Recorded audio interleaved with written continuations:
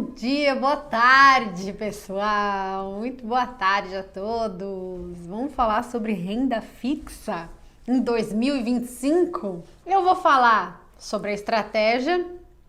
Você pode pensar depois na execução diferente do que eu acho, e aí a ideia é exatamente essa, te munir de informação para que você possa tomar a sua própria decisão, tá? E é claro, eu tô aqui para te ajudar.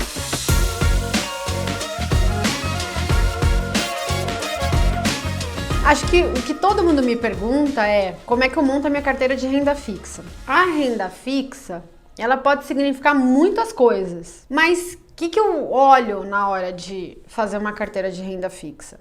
Qual que é a primeira decisão que eu tenho que tomar? A primeira decisão a se tomar numa carteira de renda fixa é qual o indexador que você vai investir.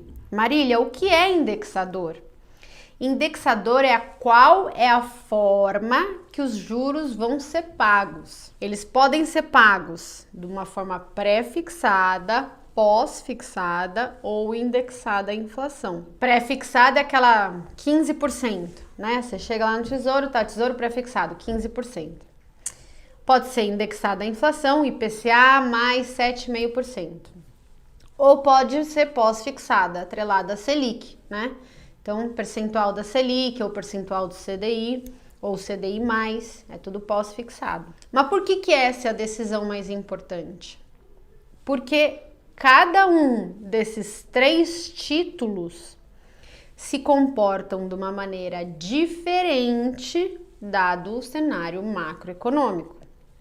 Então, se eu tô num cenário que eu acabei de sair de uma crise, por exemplo, mas o governo deu muitos estímulos e os dados de atividade já estão melhorando e a inflação já está acelerando, e eu estava numa taxa de juro muito baixa, qualquer semelhança com 2020, 2021 não é mera coincidência. Qual é o melhor título para eu ter? O melhor título é o pós-fixado. Por quê?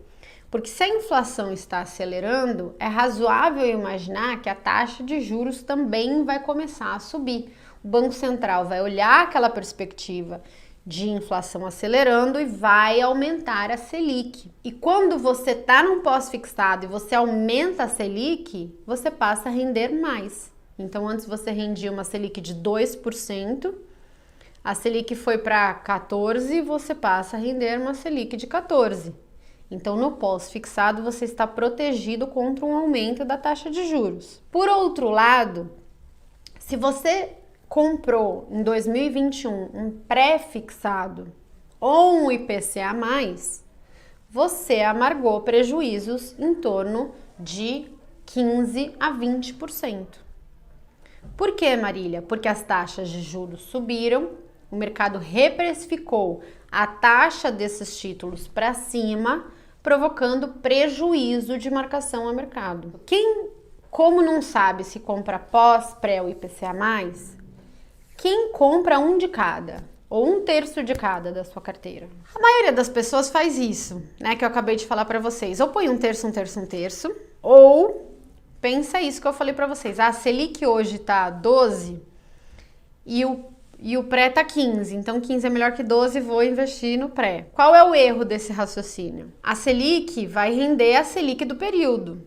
E se o pré-fixado tá 15, é porque o mercado estima que em algum momento a Selic, que é 12, vai para cima de 15, tal que a média do período seja 15. Então, se o mercado estiver correto a respeito da trajetória que ele estima para a taxa Selic, você que compra um pré-fixado de 15 vai render exatamente a mesma coisa do que quem compra um pós-fixado de 100% CDI quando a Selic é 10. Vai começar ganhando 12, mas depois vai ganhar 13, 14, 15, 16 por um tempo, aí depois tal que a média seja 15, que é o que está precificado no mercado. Não faz sentido você escolher os indexadores dessa forma. E não faz sentido você diversificar indexadores. A diversificação, ela é boa desde que seja aplicada no mesmo conjunto de indexadores ou numa mesma estratégia. Por exemplo, imagina que eu vou montar uma carteira de crédito, eu vou escolher empresas para dar crédito. Eu não quero correr o risco idiosincrático de um setor específico. Então, por exemplo, eu vou investir, vou dar crédito tudo para Vale. Aí estoura uma barragem, eu estou muito concentrada naquele emissor. É claro que neste caso é bom diversificar. Ou então eu vou montar uma carteira de ações. Aí acontece, eu compro tudo em Vale, estoura a barragem da Vale e todo o meu patrimônio vai por água abaixo. Então, num mesmo setor, uma carteira de crédito privado indexada, uma carteira de ações, uma carteira de fundos imobiliários. Sim, eu vou diversificar. Mas na renda fixa, você não tem que pensar numa carteira de renda fixa, vou diversificar. Não. Primeiro você escolhe o indexador, porque em 2021, se você comprou pré-fixado, IPCA+, e pós-fixado, você teve prejuízo, porque só o pós-fixado se deu bem nesse cenário. O pré-fixado e o indexado à inflação deram prejuízo de marcação ao mercado. E em 2021, a gente estava com uma carteira com pós-fixado. E eu lembro que os clientes falavam assim para mim, Marília, mas eu tô pagando o seu relatório para investir só em pós-fixado? Sem graça. Eu falava assim, calma, é isso mesmo, porque as taxas de juros vão subir e é melhor ganhar Selic do que perder dinheiro com um pré ou com um IPCA+. E às vezes é assim mesmo, às vezes você vai ter que concentrar no mesmo indexador para se aproveitar de um bom movimento macroeconômico. Então, o indexador não se diversifica. Repete comigo. O indexador não se diversifica. O que pode acontecer é você ter um percentual maior de um do que em outro. Por exemplo, eu acho que as taxas de juros vão cair. Então, eu acho que se eu comprar um IPCA mais longo, eu vou ter ganhos de marcação a mercado. Mas o IPCA mais longo tem uma volatilidade parecida com a da bolsa. Então eu quero controlar o risco da minha carteira. Aí tudo bem. Eu vou colocar um pedaço de IPCA mais longo e no outro pedaço eu vou pôr pós-fixado para controlar o risco, mas não para diversificar por diversificar, porque eu sei que o retorno potencial tá no IPCA+. Agora, olhei o cenário macroeconômico, vi em 2021 que a atividade estava acelerando, que a inflação estava acelerando. Por que eu vou diversificar tirando o dinheiro do pós-fixado para colocar em pré-IPCA+? Sendo que a Selic estava 2, né? Aí, entendeu? Já muda o jogo. Indexador não se diversifica. O que a gente vai diversificar? Aonde a gente usa a estratégia de diversificação para reduzir o risco? A gente usa a estratégia de diversificação depois que a gente já escolheu os indexadores e a gente opta por entrar parte da nossa carteira em crédito privado. Aí sim a gente vai escolher melhor os créditos e diversificar. Então, primeira coisa é escolher o indexador. Marília, o que você acha hoje em dia? Eu acho que as taxas de juros estão com prêmios muito altos. Um pré-fixado a 15% já aguenta muito desaforo. Um IPCA+, a IPCA mais 7,5% já aguenta muito desaforo. Claro que as taxas só estão nesse nível porque tem um risco real. O governo não está conseguindo controlar o fiscal. As despesas estão crescendo mais do que as receitas, ele está com dificuldade de aprovar novas taxações e aumentar muito a arrecadação e, portanto, a gente não vai conseguir bater as metas fiscais previstas pelo arcabouço, o que a gente vai ter um crescimento da dívida. O crescimento da dívida assusta o mercado e piora o dólar. Piora o real contra o dólar. A piora da cotação do dólar acaba por aumentar a inflação por meio, por exemplo, do aumento do preço de commodities. As commodities, a gente transaciona elas no preço do resto do mundo e, portanto, um preço dolarizado. Se o dólar aumenta, o preço das commodities aumenta preço da picanha aumenta também. Então eu gosto de ter exposição em títulos com componentes pré-fixados, como IPCA+, ou como o próprio pré-fixado. Então eu teria uma carteira com títulos IPCA+, em grande maioria, controlando o risco com pós-fixados, afinal o IPCA+, oscila aí igual bolsa. Então essa carteira que eu teria do ponto de vista dos indexadores. Agora, nessa minha carteira, vamos supor de pós-fixados. Quais pós-fixados você escolheria, Marília? Então eu teria pelo menos metade em títulos do governo, que são os mais seguros, e aí você não corre o risco de crédito. Eu teria pelo menos uns 25% de pós-fixados do governo, Tesouro Selic. E os outros 25%, você pode ir escalonando em pós-fixados de crédito privado para render um pouquinho a mais. Então, Marília, mas quais? Né? Vou dar um exemplo para vocês.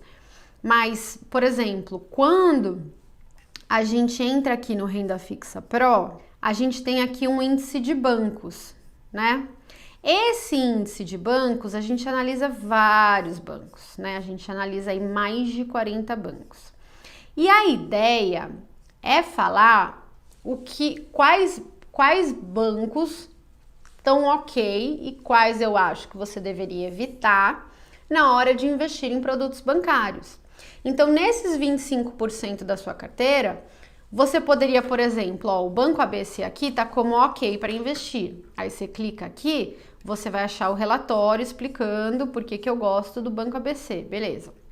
E assim de todos esses bancos. E aí você vai usar esse índice de bancos para ver quais bancos aí disponíveis na sua corretora eu acho que é ok para investir e quais eu prefiro evitar. Ah, Marília, mas se tem o FGC, por que tem banco que você quer evitar? Porque o FGC também tem risco de crédito. O FGC é uma seguradora. Ele deixa aproximadamente 2,3% do sistema em caixa.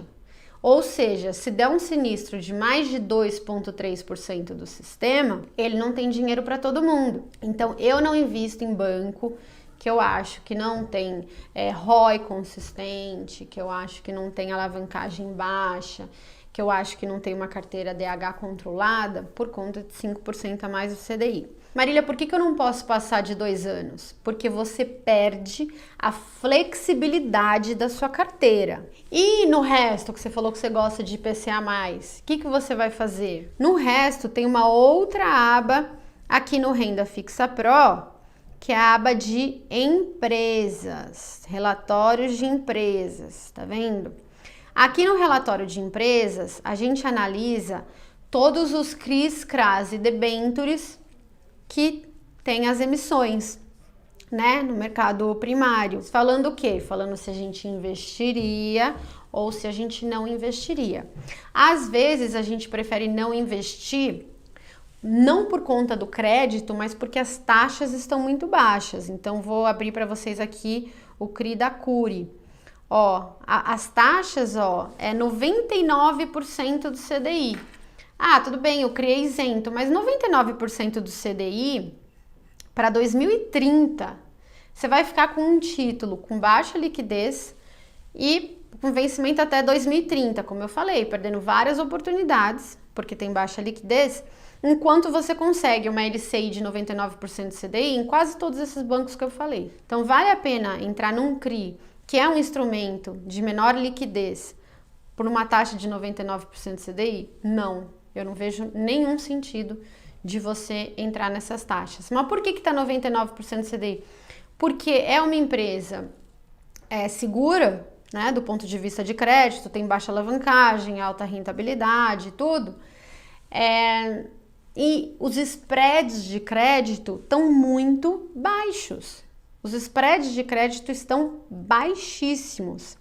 Em abril de 2023, quando deu a quebra lá, a fraude no balanço contábil da Lojas Americanas, a recuperação judicial da Light, os spreads de crédito subiram bastante, tá vendo? De 1,5 para 3. Agora eles já voltaram a cair. Ah, não estão em 1,5, estão em 80, mas ainda estão muito baixos, tá? Então você vê esses tipos de emissão de empresas que são seguras.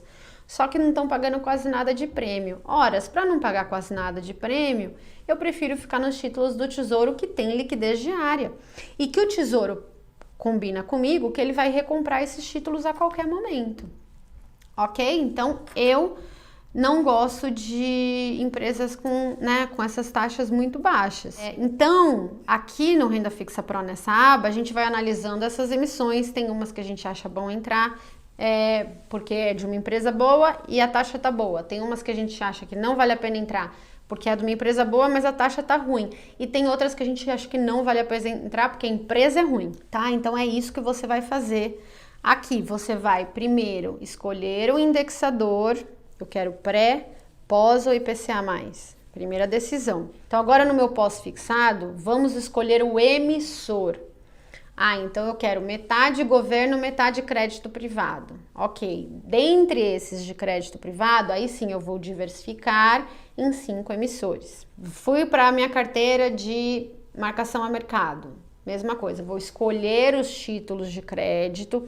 Marília, mas o crédito está muito ruim. Será que então não vale a pena eu ir para um título do Tesouro, IPCA+? Sim, às vezes pode valer sim. Às vezes você não acha oportunidade no crédito privado, não está com nenhuma emissão boa, no mercado secundário não tem nada com uma taxa muito boa. Você vai colocar num desses 7%, você vai colocar, por exemplo, um IPCA+, do Tesouro Direto. Erros que eu vejo nas carteiras, por exemplo, que chegam pra gente na Wealth. Por sinal, se você tiver mais de 1 milhão e quiser a ajuda do pessoal da Wealth para montar a sua carteira e acompanhar a sua carteira, eu vou deixar também um link na descrição, tá? Para você pedir ajuda deles. Às vezes a pessoa quer uma ajuda mais próxima mesmo. Aí o pessoal da Wealth consegue ajudar. Mas o que eu vejo às vezes na carteira da Wealth que chega pra gente, por exemplo, quando eu vejo que o cliente não tem tanta estratégia quando ele vai montar a carteira de renda fixa dele. Ele diversifica os indexadores, então você vê todos os tipos de indexadores. 2, as taxas que ele compra, por exemplo, o IPCA+, são várias taxas diferentes, então tem IPCA mais 4, IPCA mais 5, IPCA mais 6, IPCA mais 7, o que mostra que a pessoa não investiu no IPCA mais com estratégia, quando a taxa estava alta e pensou que ela ia cair. Investiu a qualquer momento, sobrou dinheiro, hoje o IPCA mais está IPCA mais 4, vou investir. Então essa é a segunda coisa. E a última coisa é quando eu vejo uma carteira cheia de crédito privado, com créditos às vezes bons, mas misturado com créditos muito ruins. Aí você percebe que a pessoa simplesmente investiu na primeira emissão que tinha, né? Sem muito critério de se aquela emissão era segura ou não. Mas Marília, beleza, você já me falou da minha carteira de renda fixa, maravilhoso, mas agora eu tenho outro problema. Já resolveu um problema na minha carteira de renda fixa, mas agora eu tenho um problema na minha carteira de ações, na minha carteira de fundos imobiliários, na minha carteira de fundos. Como é que eu vou montar a estratégia para essas outras carteiras? Quanto eu vou investir em ações hoje? É mais ou é menos do que eu investi em 2020? Como é que eu vou reponderar os percentuais de ações e de renda fixa da minha carteira? Aí entramos no Nord Advisor. O Nord Advisor é o produto da Nord que monta a carteira para você, com os percentuais que você tem que ter em ações, em renda fixa, em fundos imobiliários. Às vezes a gente coloca umas pimentinhas também. Então tem um ativo lá, que é uma ETF, que é um pouco mais fora do consenso, que está bem pequenininho na carteira, mas também ajuda muito na performance. Tudo isso tá no Advisor Pro, tá? E para você que tá vendo este YouTube, da mesma forma como eu fiz na live passada, vou deixar um cupom de desconto. Normalmente o Advisor Pro é de 12 de R$120 por mês. Estamos fazendo com o cupom YouTube 12 de R$84 por mês, tá? Então, um belo desconto. Para você começar 2025 daquele jeito, com a carteira organizada. Então eu posso te ajudar com isso. Tem aí o cupom do Nord Advisor, da carteira Nord. Lembrando que o Pro inclui o Nord Global. Então, Marília, quero investir em empresas americanas, mas não quero comprar Big Techs, porque eu não aguento mais todo mundo comprando Big Techs, é um mega consenso e tal.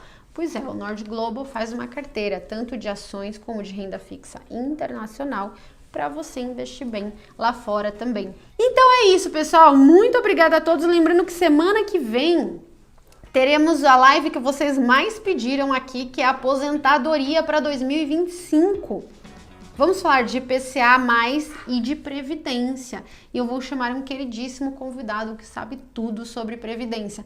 Então, você que está montando a sua carteira pensando em liberdade financeira, pensando em chegar lá em 2045, 55 com a sua liberdade financeira, vamos falar sobre Previdência, sobre quais os instrumentos e os ativos, principalmente, que você deveria investir no momento atual pensando em Previdência. Tá certo?